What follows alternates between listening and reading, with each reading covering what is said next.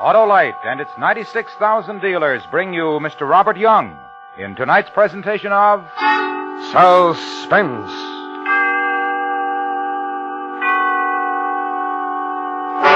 Tonight, Autolite presents a story about a man who commits a murder efficiently and safely, only to find there was a witness.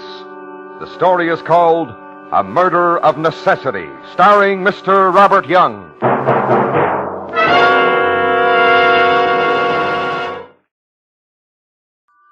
And now, with A Murder of Necessity and the performance of Mr. Robert Young, Autolite hopes once again to keep you in suspense.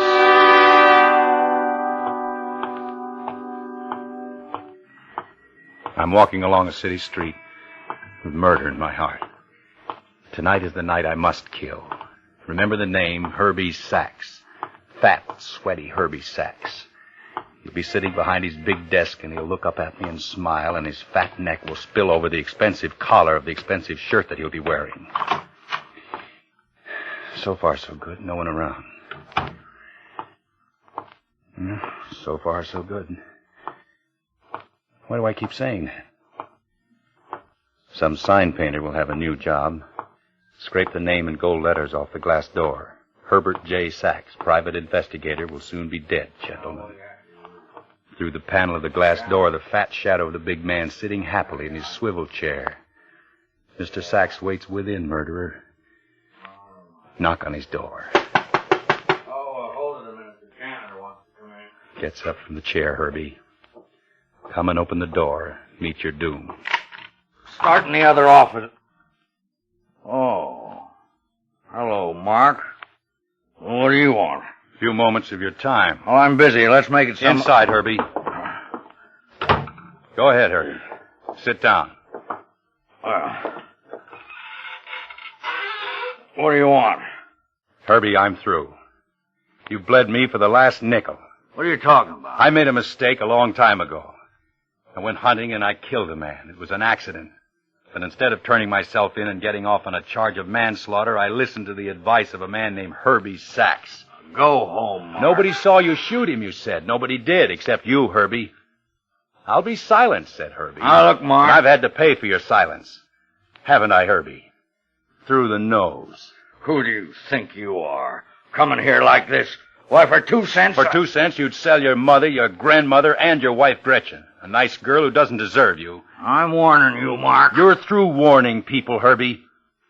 I wonder how many others will breathe easier when once they learn you're no longer exercising the big stick. What are you going to do? This.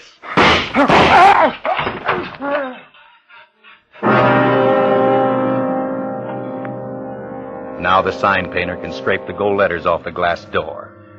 Herbert J. Sachs sits dead in his swivel chair, the blood running a crazy pattern down the front of his expensive shirt, his mouth silent.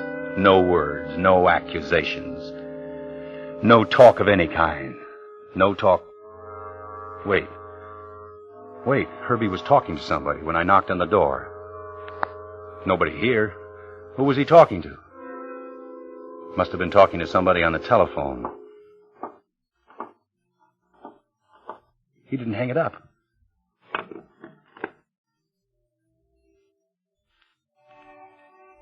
Hello? Hello? Who's there? Please don't.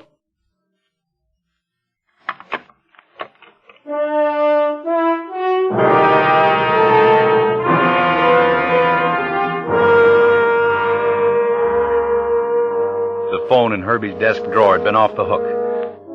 Herbie'd been talking to someone on the phone. Who would it have been? Somebody I knew? Somebody I didn't know? Somebody like Herbie who'd make me suffer some more? I had to find out. But how? How?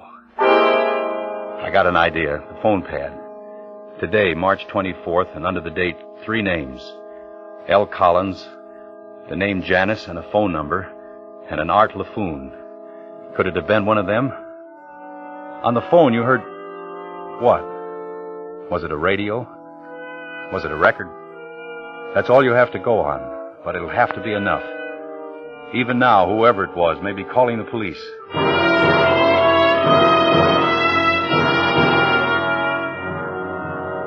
Down in the corner drugstore, I look up L. Collins. There's only one. Strange for a name like Collins, but only one. Lucius Collins, who lives on North Woodburn Drive. A taxi gets me there in 20 minutes.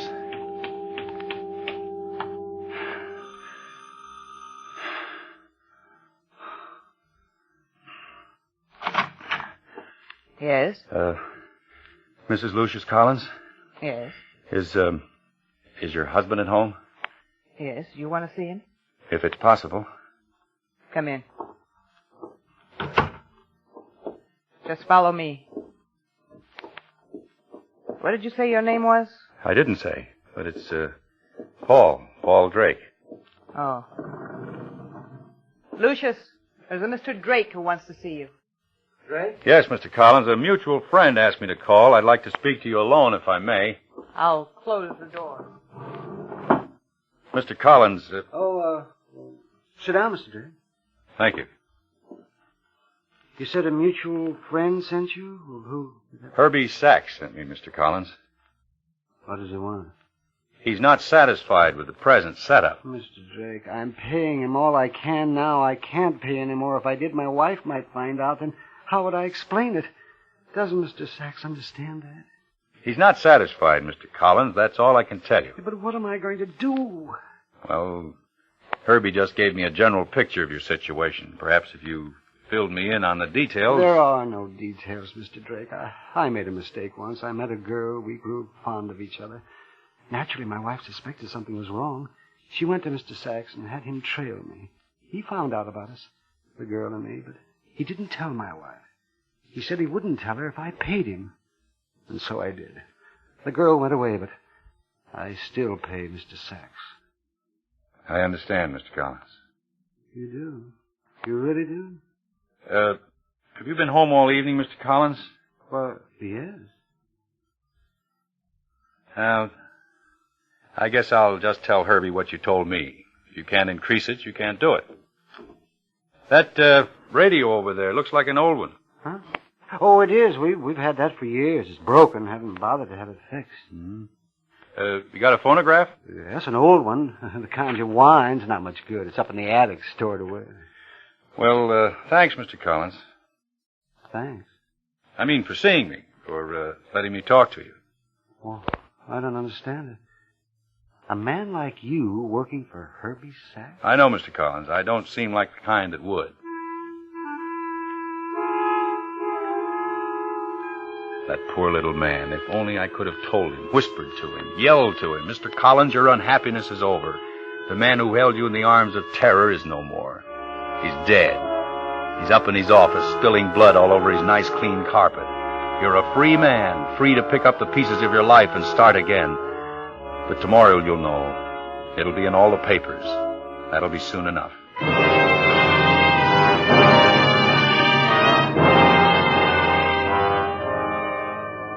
The first name on the list I check off.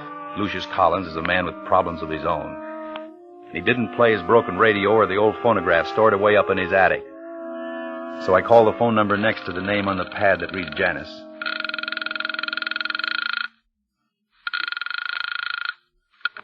Just picked it up and walked away with it. Leon's bar, Tex speaking. Is Janice there?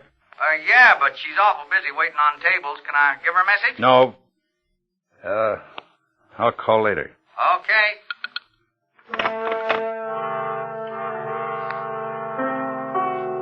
I found Leon's bar downtown on Main. It was a cheap place, but it was full of people.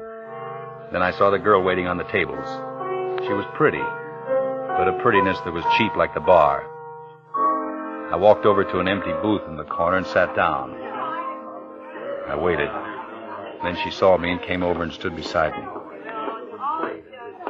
What'll you have? Whiskey and water. Whiskey and water, right. Janice, come here a minute. Yeah? What is it? I want to talk to you. Look, I'm awful busy right now. Herbie sent me. I didn't get your name. Drake. Paul Drake. Herbie sent you? Yes, Herbie sent me. For what? What does Herbie usually want? What kind of a holdup is this? Twice in 1 week. Herbie's an ugly man, isn't he, Janice? You're a funny guy. I'd almost get the impression you didn't like him. Well, it isn't necessary for an employee to like his employer, is it? No. What are you? His collection agency? In a sense. I'm also an advisor of his. What do you mean? Sometimes I advise him about his clients. Perhaps I could advise him about you. What would you advise him? I think you're a pretty girl, a very pretty girl, Janice. I'd advise him of that. You shouldn't say things like that. Why not? Because they're not true. Yes, they are. What do you want from me, mister? I'd like to take you home tonight, to where you live. That's all I want. That's a lot. I think you're pretty, Janice. I told you. I get off in an hour. You can take me home. In an hour. She got up from the table and walked across the room. There was something strange about this girl, something I didn't understand, but something I had to find out. She stopped at the jukebox in the corner of the bar next to the phone booth and dropped a dime into the machine. That's when I heard the song again.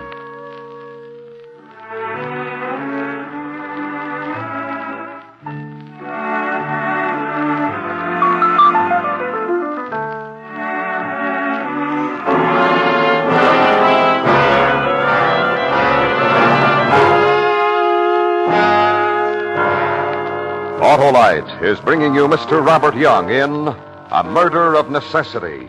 Tonight's production in radio's outstanding theater of thrills, Suspense.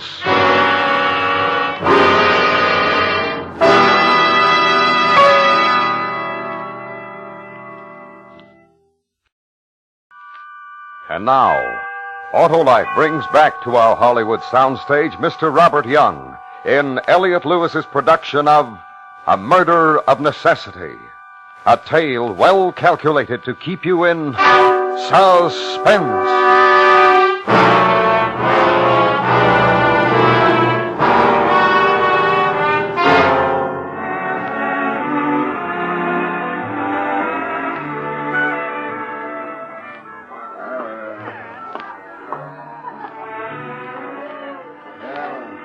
Well, Oh.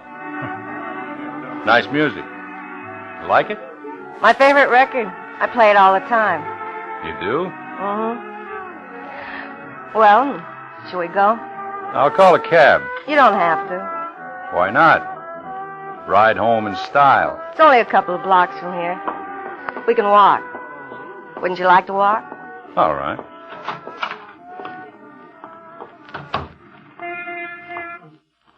Beautiful night. Not a cloud in the sky. I love fresh air. What's your last name, Janice? I've got a lot of them.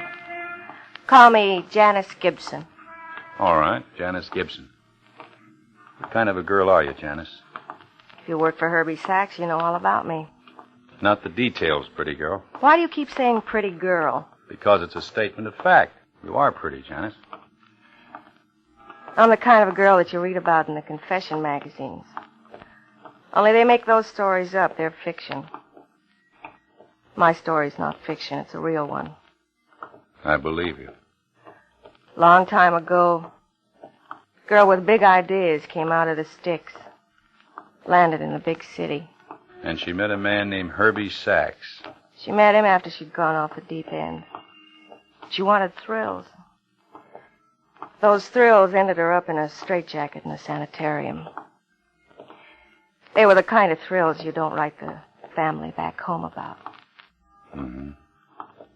But how does Herbie figure? Herbie is a man with many ways and means. And when the girl ended up an addict, Herbie was the big brother. He had a soft shoulder and he stretched out a helping hand. Uh-huh. After I was cured, he told me I had to pay him for his silence.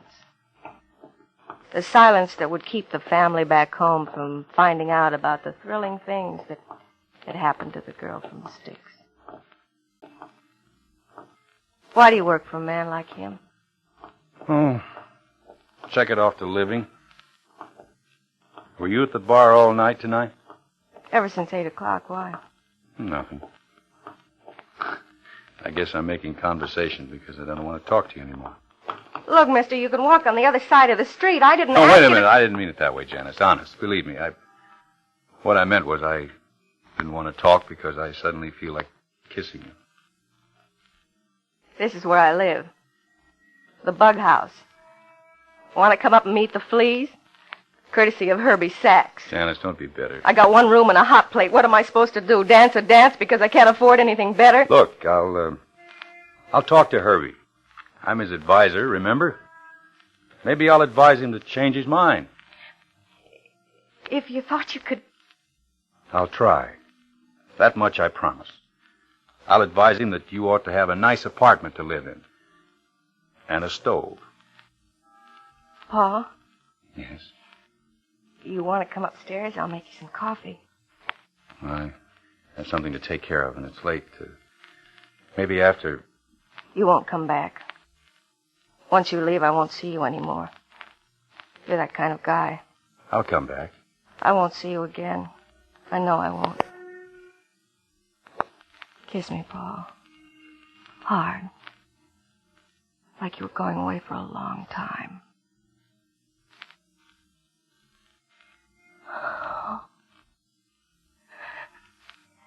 Come upstairs. Let me make you some coffee.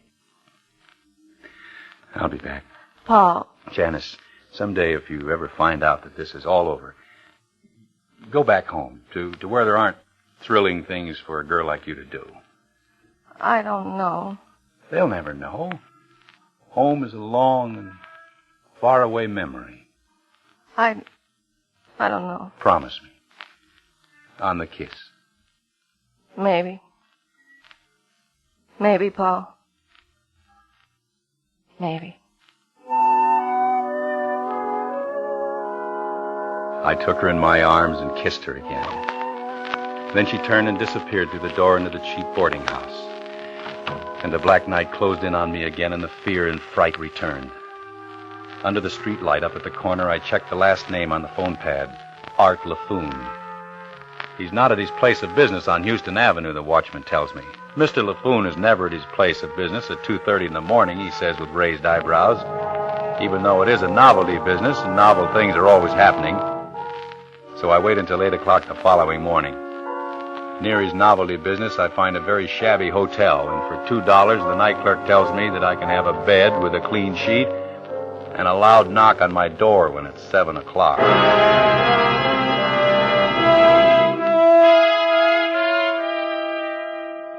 By 5 minutes after 8, I'm standing in front of Mr. LaFoon's novelty business on the 3rd floor. My hand closed tightly around a piece of blue steel that means death for Mr. LaFoon. Yeah, all right, Midge. The shipment will get out to you on Friday. Okay. I promise you, Midge. And when LaFoon makes a promise, he keeps his word. Okay, kid, I'll see you. Hello, brother. Mr. LaFoon? That's it, brother, LaFoon. Anything that's novel or new, see LaFoon. Here, let me show you these small telescopes we just got in.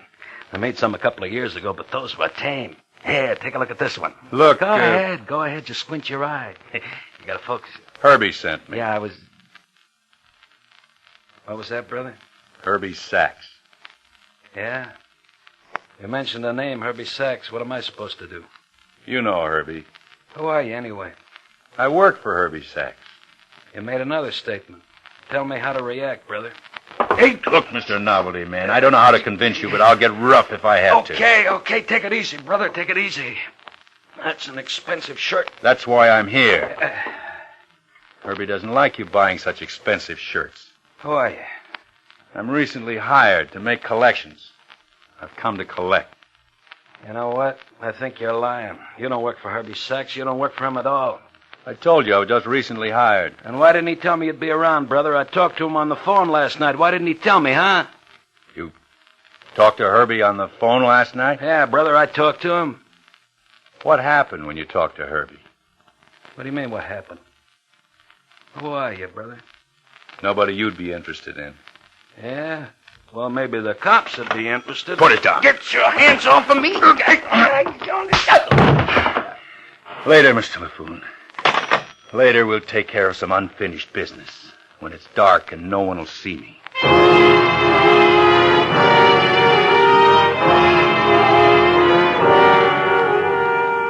I got out of the building. I had to before someone saw me. Saw my face and would recognize it again. But tonight when it's dark, I'll wait for you and follow you, Mr. LaFoon. It was you on the phone. Now I know. Buy a paper and go home. Lay low. When I get home, I open the paper, and there it is, on page 2, an account of the death of Herbert J. Sachs, the private investigator, shot through the chest twice by an unknown assailant. How soon would it be before Mr. LaFoon would tell the police the name of the unknown assailant? Long enough, because LaFoon was the kind of man who'd wait for the killer to get in touch with him. LaFoon was the kind of man who could be bribed. And then while I tried to sleep,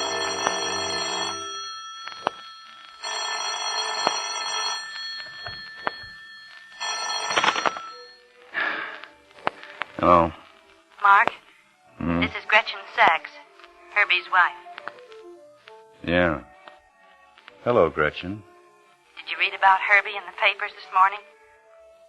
Yeah, I read, Gretchen. I want to talk to you, Mark. Talk? It's important. Can you come out to the house? Have the police been out to the house yet?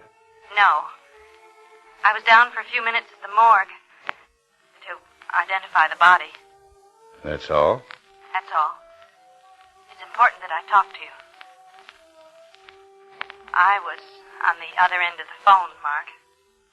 Why didn't you answer me when I picked up the receiver? I had to take time to think things through. Have you thought them through? Yes. Will you come out to the house and talk to me? Yes, Gretchen, I'll be out. In a little while. I'll wait for you.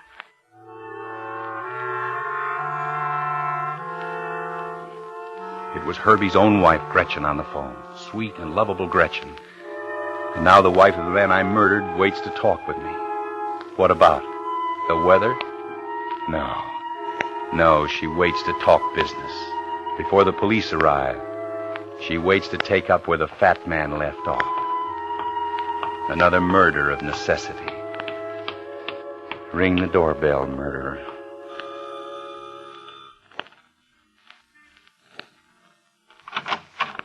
Hello, Mark. Come in. Mark! Oh, Mark. You fool. You fool. I'm sorry, Gretchen. I hated him. I hated him. What are you saying? I couldn't stand him. Everything he was, I hated. He wouldn't let me go. No. I don't believe you. Last night, I called him on the telephone. Called him to tell him to come home. Because... No. When he got home, Mark, I was going to kill him.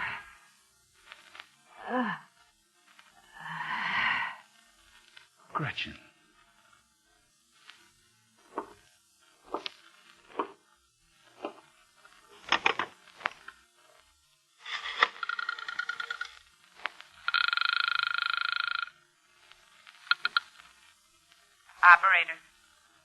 Operator. Get me police headquarters. I just committed a murder that wasn't necessary. At all.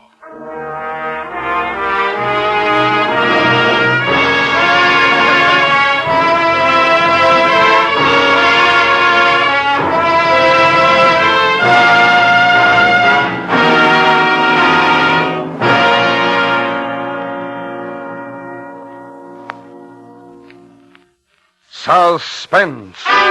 Presented by Autolite. Tonight's star, Mr. Robert Young.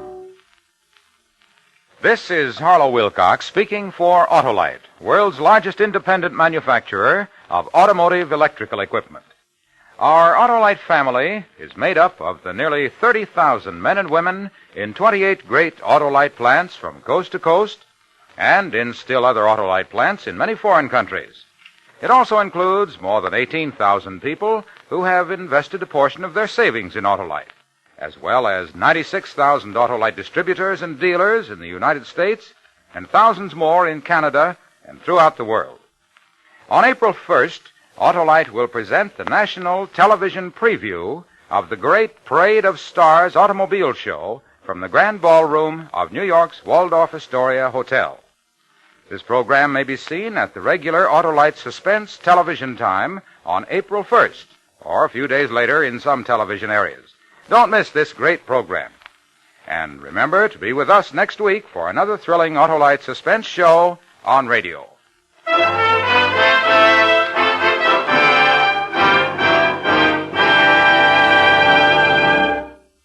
Next week, our star will be Miss Deborah Carr, as a girl who chose a most dangerous way of making a living and bet her life on its success. A story true except for changes in names and places, which we call The Colonel's Lady. Presented on Suspense.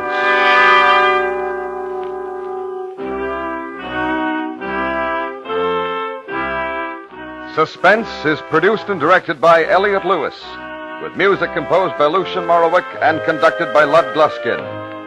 A Murder of Necessity was written for Suspense by Richard George Pettacini. Featured in tonight's cast were Paula Winslow, Charlotte Lawrence, Joe Gilbert, Howard McNear, Lou Merrill, and Joseph Kearns.